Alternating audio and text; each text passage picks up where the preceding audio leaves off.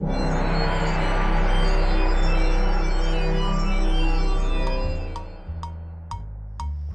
we cut open a fruit, like a juicy apple or even a dry bean pod, we find seeds inside.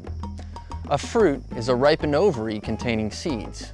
You might have learned that an ovary is part of the pistil of a flower.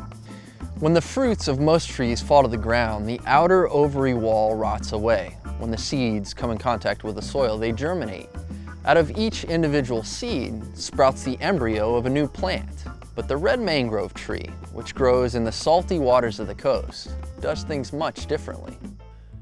When it is mature, the red mangrove bears yellow, four-petaled flowers that are smaller than the tip of my finger. The ovary of the flower develops into a small fruit that grows to almost the size of a plum. But while flowering plants normally bear fruits that fall to the ground so their seeds can germinate, this isn't the case with the red mangrove. Believe it or not, the seed of the red mangrove germinates while the fruit is still attached to the tree. It happens when the fruit is tiny and not even fully developed. Humans are viviparous, meaning the embryo develops inside of the mother, and the mother gives live birth. Now, a handful of plants are also considered viviparous, with embryos developing inside of ovaries that are still attached to the parent plant. This is very rare. But with a red mangrove tree, it is exactly the case. For the red mangrove, the seed actually germinates within the fruit, and the embryo begins to grow while it is still attached to the parent tree. It'll keep growing until it is about 6 inches or longer.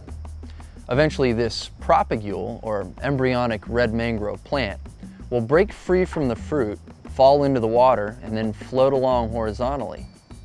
Some people call this a sea pencil.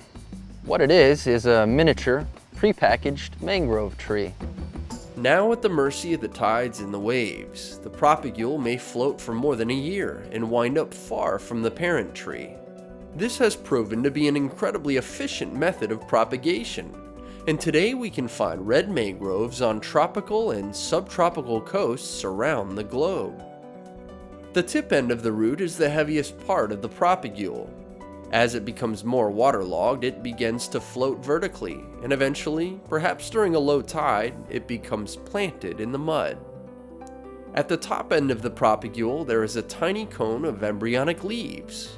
With the root now firmly planted, the leaves begin to gather sunlight and grow.